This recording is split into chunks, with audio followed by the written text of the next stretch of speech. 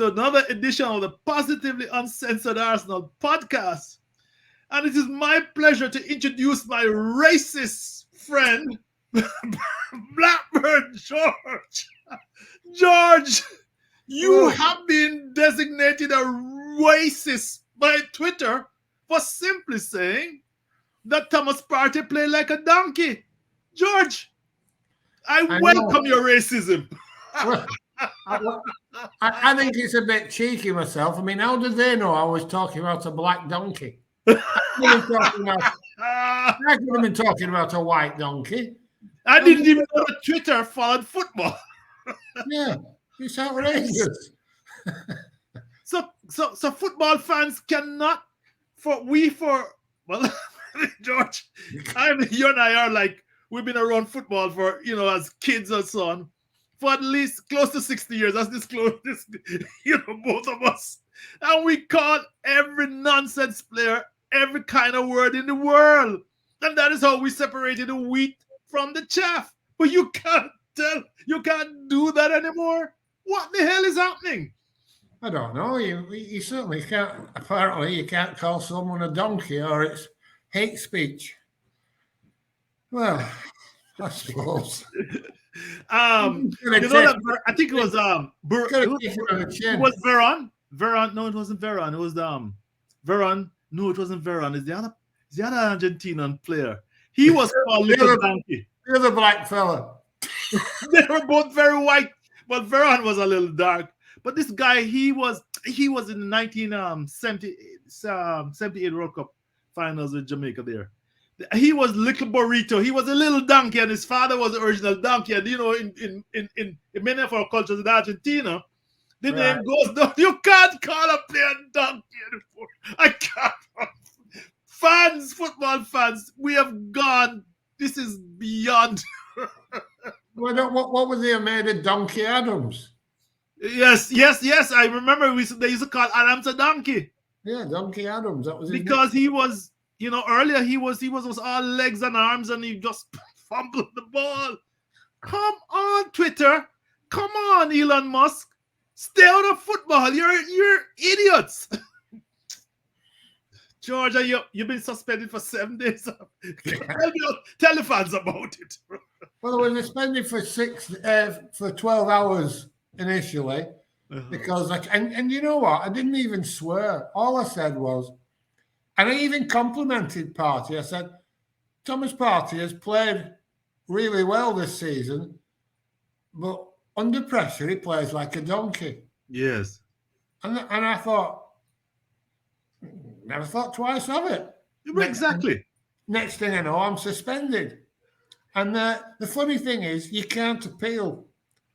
No, there's no. Go ask all the people who have been banned from Twitter. there is an appeal. Mm-hmm. But they say if you appeal, it can take a few weeks for someone to look at it rather than the 12 hours. But if you accept and delete the tweet, you can't also appeal it. You can't say, all right, I've deleted it, but why? Because anyway, so after that, I got back on Twitter and I tweeted, I've just been banned for 12 hours for suggesting Thomas Partey under pressure plays like a donkey. Mm-hmm. And then I got a week's ban for that one. Yes. And I looked it up and it said I was banned for 7 days for hate speech. Yes. By the way, I made an error. When what I said, it was the 86 World Cup finals in France. I think 86, right? No, Jesus, I can't remember the years. Not 86. I don't know. No, the World Cup in France, 1996, I think. Yeah, but audience, remind me. France was 1998. 1998, right? George, I can't. Everything looks like it's like the years have gone by and I can't put it together. Yeah, 1998. But audience, what was the guy they called Little Donkey from Argentina? And of course, Adams was called the original donkey. God help us. This is ridiculous. Anyway, George. Well, Thomas Partey did turn over the ball when he came under pressure. He did it against West Ham. He turned over the ball, and Declan Rice took it from him. And in this game, he made some unforced errors. It was not totally disastrous, but when you needed somebody to hold it, hold the fort in midfield, he was vulnerable. Say something about that, George. He was vulnerable, but it wasn't just him. Yes. In fairness, he just, I mean, he took a shot from. Oh, towards the end, well, I said, yeah, I mean, it was just outrageous. We had them under all sorts of pressure. They didn't know what they were doing, and he takes a pot shot and gives them throws away a minute of the extra time, basically. Well, I said Partey to the pigeons again. But I mean, it wasn't just him. Yeah. Vieira was lightweight, invisible and lightweight. Odegaard got all the praises because he got us back in the game in the last 10, 15 minutes. But he didn't have a good game other than that. You don't think? Well, no.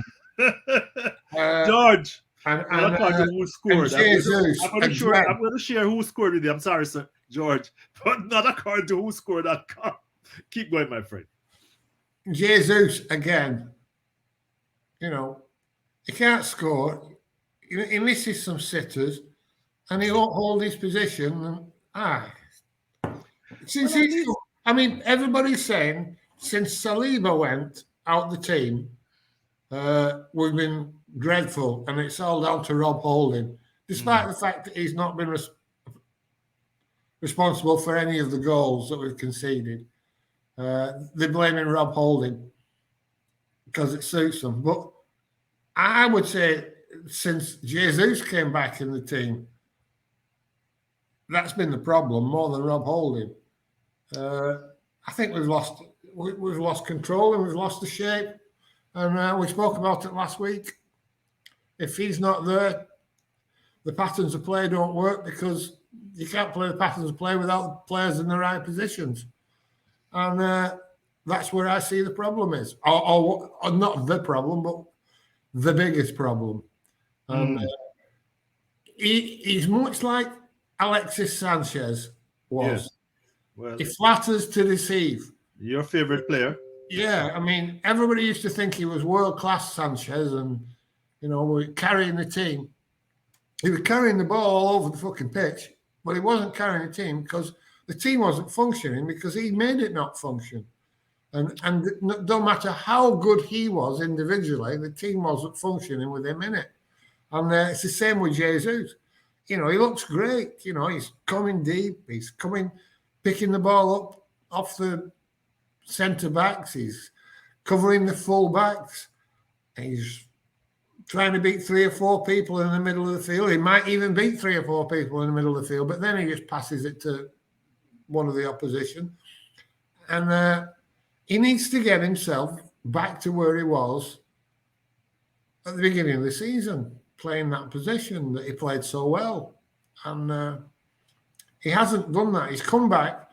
I think he's come back and he's believing his own press, and I see it as a problem. I thought we were better with Eddie playing centre forward when he was standing in for him, and with Trossard playing there, I thought we were better as well. But not saying either of them are as good a player as Jesus, but for me, it's a problem. But people don't agree. He's untouched. Like Thomas Partey, Dirk called Jesus a donkey. He's a bit dark-skinned as well. George, I wonder what the audience thinks, because I made a tweet last week after I posted the pod, and apparently the sentiments in the pod didn't resonate based on the viewership, or maybe because it was a little bit after the match. But I said you were the only person that really made the point that Partey was not playing well. Not Partey, I'm sorry. Gabriel Jesus was, was causing the patterns to break down. I wonder what the audience thinks. I wonder if people make some comments here. If George is right, that the patterns of play is breaking down. I think, George, I must say, in counter to what you said, we got him to be more involved in the build-up play because Aubameyang was just essentially a goal hanger. He's not exclusively, but that was his main role. And once he couldn't get the ball, couldn't get to him, he was ineffective. So what he was Gabriel Jesus was a breath of fresh air when he came in at the beginning of the season. Mixing it up deep, coming, and then busting his gut to get in the box. But how is he different from how he was earlier in the season? Because he's dropping a lot deeper. Mm-hmm. And he's moving out wide and he's moving into even fullback positions. And he's trying to do too much on the ball. I didn't think he did that against Southampton, though, George. I think he was more in the central quadrant, if you want that. I'm not sure he went that wide because the wide positions were dominated by Martinelli and Saka. Yeah, and they played well. Both of them held the position. Yes. Position. Well, that's exactly what I'm saying. For them to do that, he has to play centrally. I think the problem was that he missed several chances, whether they were to feet or to head. And several gilt-edged chances. For a man of his caliber. Supposedly his caliber, yeah. Yeah, that's an appropriate comment, I think. Because George, when I said that he was never a prolific goal scorer. No. He was never. No. And that's perhaps why Manchester City, not perhaps, they had Haaland coming through the door, they had signed him, and they felt they couldn't have two forwards, one of whom is not a goal scorer. Well, they've got two. They've got that, what's his name, that? Argentina, Alvarez. Alvarez, yeah. Yes. He's a goal scorer. Yes. So they decided they got two goal scorers because they didn't want. Remember, George, last year at City, he was a wide player who didn't score. You know what I mean? But but audience, he came back and he looked like all we needed. And I don't know. I think that's something, George, you do have a point there. Something has happened. And I don't know what. He certainly added to the team. I don't want anybody to think that I'm saying he's a bad player. He's a terrific player. Mm-hmm. And he's keen and everything's right about him. But since he came back, he's upset the balance of the team, in my opinion. I mean, I could be wrong. That's just how I see it. And I think the results bear that out. Yes. 3 draws on the bounce. George. And 2 of them against poor teams. West Ham and Southampton are poor teams. They are. I mean, Southampton is the bottom of the tables for a reason. George, let us just not this. I'm sorry, guys. This is not. Let's just look at this is what amazes me, George. And for the second week in a row, no, the third week in a row, actually, George, the stats show that we were very dominant, and this is from PremierLeague.com, but you wouldn't believe it from the results. George, possession, 74-26. Percent possession. We had like twice the touches they had, 862-440. Passes, we doubled them, more than doubled them, George. But at the end of the day, we had 25 shots on goal, but only 6 of ours were on target. This statistic, you kind of alluded to it, but what is going on? Why are we dominating teams and not doing the business? Well, we can't. Right. You hold your head. But George, Jesus has to score, doesn't he? Yes. He has to score. He has to score a couple against Southampton. And he doesn't. And stop holding your head, George. This is not an examination. I think Xhaka missing was a big loss as well. Yes. We got Xhaka, key to the centre midfield. Yes. Saliba, key to the defence. Zinchenko had a bad game as well. You think so? I do. I thought he started off brightly, and he was feeding Martinelli with balls, and I mean a couple of those runs Martinelli made to the byline. Martinelli and Saka were brilliant. Yeah. Odegaard was outstanding at the end. Other than that, I didn't see anybody play to the level I would expect them to play to. Who scored the Bad.com, my favorite website here, does have Martinelli and Saliba. Saka gets a 9.2, George. Martinelli gets an 8.3. And Odegaard gets a 7.5. But obviously, George, these websites give you a high score, high rating if you score a goal. All Saka scored, Odegaard scored, and Martinelli scored. This is how, they share your view that Zinchenko was the worst player on the field. 5.7. I don't know what. I'm not so sure of that, George. Any comments on that? Yeah, he probably was. No, you know who's the worst player actually, George? Aaron Ramsdale. 5.1.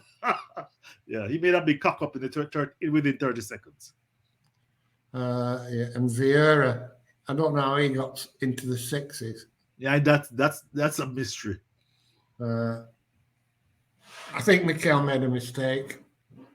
Xhaka out the team. We needed Jorginho in the team. What? Why? I don't understand that. But Jorginho can play through balls. He can be creative. He could have played more advanced with Odegaard, and that would have given us stability and control and creativity. I think that was a mistake. He never even got to come on the pitch. Who is that? Jorginho. Jorginho. No, he didn't. So I think that was a mistake. But again, it's hindsight's an easy thing. But you can't. The final score, coming back from 3-1 down, sort of made us believe that we'd done well. You've not done well if you're losing 3-1 to fucking Southampton at home with 10 minutes to go. You've not done well. You've not. Yes, but a big sense of relief that we could score 2 goals in the last 10 minutes. Yeah, but let's not. Southampton were went in absolute panic stations because those 3 points mean so much to them. Yes. It would have taken them from bottom to 17th, I think, if they could have got those 3 points. Oh, really? I know that. It's very tight down there. Any wind down there propel you above your. And they panicked. They really panicked. They sat deep. And then we had them. We had 8 minutes of injury time. We should have got at them. And to be fair, we did a lot, but a lot of that time was wasted by them and by us. Do you blame them, George? No, not at all. Exactly. It's up to the referees to to stop that and to add on a bit more time at the end of the day if they do it, which he didn't really. So yeah, but the point you can look at for all the excuses in the world. You can blame the referees. You can blame the Southampton. You can blame the Southampton goalkeeper for taking too long. But we were crap. Especially before the last 10 minutes. For 75, 80 minutes, we were yes. Rubber. And then the handbrake came off, and we started throwing everything at it. Well, he threw 5 forwards on, which is I thought was Arsene Wenger like. I mean, Arsene would have bothered with. We need the points. And I gave Arteta credit for that. He put five attacking players on. He showed some trust and some boldness because this is not his. He tends to be reticent in making those big changes. If you know what I mean. Yeah, I mean another thing he could have done. He could have played Tierney again, and he could have played Shevchenko instead for Party. no Xhaka Xhaka, yes. instead of Vieira Right on the left side. on the left side. Yes. Uh, Well, whatever it was he did, whatever. It's easy to be critical in hindsight, but it didn't work. It didn't work against the worst team in the league at home. So something went wrong. yes. Yes. And Something was wrong. Somebody did something wrong. And nobody likes to point the finger and blame Arteta or blame particular players, or it seems very small-minded. But at the end of the day, something went wrong and somebody did something wrong, because he shouldn't be struggling 3-1 down with 10 minutes to go against the worst team in the league. Well, George, it's not popular and to criticize certain players. I mean, you and I have been through the abuse that Arsene Wenger got, even though we were a top 4 team, and occasionally making a run for the title. And it was easy because the media decided that he was the problem. But no, nobody, it's easy, everybody wants to lay easy on Arteta and Partey. And just, that's, for example, I saw a lot of people on Twitter saying, what happened to Partey? We thought he was press proof. Or, the sudden realization that Xhaka is a key player in the Arsenal team, and so people have their biases, and it's really the problem is that they don't come to that realization. Mm-hmm. They don't. Mm-hmm. They don't. There's certain players that seem beyond criticism. Jesus, Shevchenko, and Partey seem to be beyond criticism. And that is why I am so mindful of what Twitter did to you, George, because you know that these managers and these coaches will monitor, many of them are, monitor the opinion of the fans towards certain players. Now, some of them are weak enough to bow to it. And something is wrong here. We must be able to speak freely and honestly. Maybe we have a disagreement, just like in life, about our assessment of players. And you think it worries me, because we're going to have people start suppressing their views on Twitter, and I can, it's a chilling effect. Well, Twitter's dead if you can get people suspended because you don't agree with their opinion. Right. About a football player. About a football player, let alone politics or religion or transvestite rights or things that I'm consistently tapping on about on Twitter. Yes. I have said you are brave. George, let's stick to football for here. What does this mean for our game against City on Wednesday? Can Captain Odegaard lead the band of merry men to a look at the tables, George. Look at the tables. Yeah, I know exactly what the table says. Well, the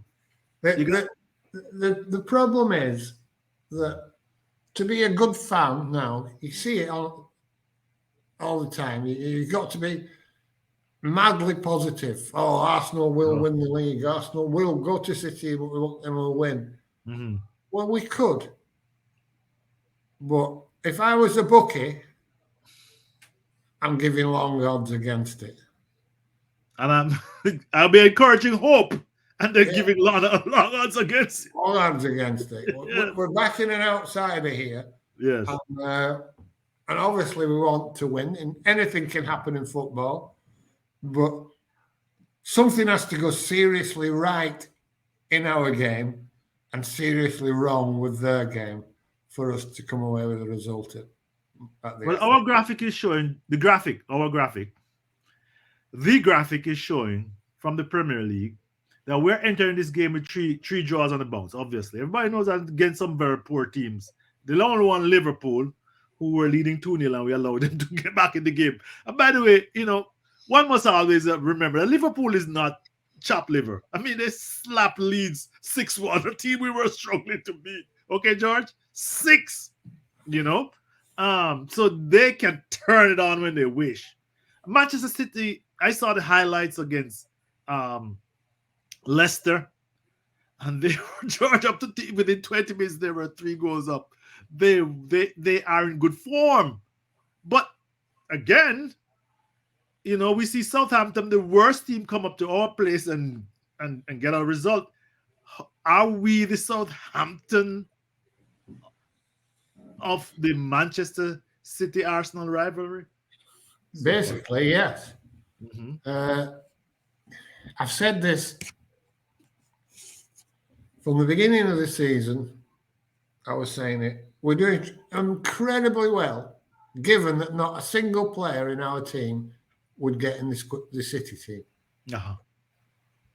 No, they wouldn't. And so therefore, to be in this position, somebody's done something right. The players, the manager have done a lot of things very right to get us into this position. But the reality hasn't changed. Still, none of our players get into that Manchester City team. Somebody might put forward an argument for Saka. Yes. They say they are after him, by the way. But for him to get in the team, he has to be better than Riyad Mahrez. There you go. And Mahrez can't even get in the fucking team at the moment. That's true. Saka, for me, doesn't get in the team either. So we're playing them at their place with a team that plays almost the very same. It's the same tactics. Yes. Same style. Yes. Patterns, positional play. It's just the same. It's just like a mirror image, except every player in their team is better than every player in our team. So yes. Well, let's put it to the audience then, George. You couldn't give Ireland. I know that sounds negative, but what I'm saying is there are teams that are suited to play other teams. Teams that play on the counter, teams that can be solid in defence and frustrate and break away are the teams that City can struggle against to break down, and then they're subject to breakaways. But that's not our team. Our team wants to play like their team. So it's not a contrasting styles. It's the same style, playing the same style, but one team has home advantage and better players in every position. So and I noticed that the City fans are up for it, George. They've been noted for being quiet, but they're up for this title chase. Have you noticed that? When you think about it, poor little Manchester City from the second division are playing the Giants, Arsenal. Yeah. I remember when they were at Main Road, George, and then just before they moved into the new stadium there, it was like they were taking trashings from us. But it's a completely different generation. I mean, John Stones was playing in midfield. He leathered one in past the goalkeeper against. That was a very good shot. Well, he doesn't play in midfield, though, does he? I know, he's a defender. But on the team sheet, he's the same as Zinchenko. He's a fullback. A fullback that comes in. And then, that releases Rodri to move a bit forward. But it's only like us. Yes. Zinchenko moves in, which releases Xhaka. It's the same. It's a mirror image. It's not. Mikel Arteta hasn't invented these tactics. He's copied these tactics. Yeah. Vincent Kompany has also copied the tactics. If you look at where Burnley played, you want to watch Burnley this season. I haven't seen them play, so I can't say. And they're another carbon copy of Manchester City. Even Liverpool now have started to copy how Manchester City played this last 2 or 3 games, moving Trent Alexander-Arnold into midfield. Yes, inside, yes, because he's an offensive-minded player, and he's not a defender by his strength. Neither is Shevchenko. Yes. So more teams are doing it, and the more teams that do it, the more of an advantage Manchester City will have over those teams because they have better players in every position. You want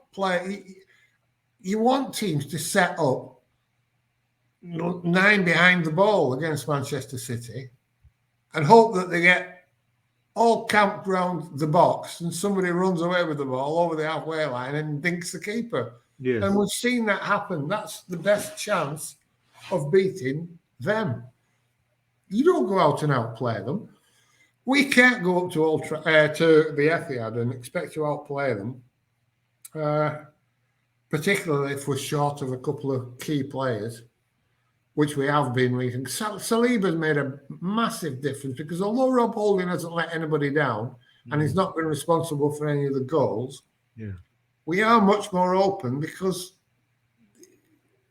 playing a high line with someone as fast as Saliba is one thing, but playing it with Rob Holding is a different kettle of fish. And your man Gabriel, he hasn't been playing. He's gone to pot a bit, but that's probably because he hasn't got his partner with him. Right. He's and similarly, what's his name? Ben White hasn't played very well as well recently, but he's not as free to run forward with overlaps and link up with Saka because he's got to hold Rob Holding's hand because Rob Holding isn't Saliba. So it's affecting the whole team. Xhaka being missing affects the whole team. Yes. Jesus playing out of position has affected the whole team. So you've got a few elements that are contributing to the demise of the way that we were playing when we were playing really well. And we're not playing really well now. I wonder if fans, do you agree with George that we're a mirror image of City with lesser players? I don't want to use the word inferior, but lesser players, lesser quality players. Do you agree? I think George has a point, but it may be belied by the fact that the last game when they came to our place, although they won 3-0, we had them on the rack. You remember that game, George?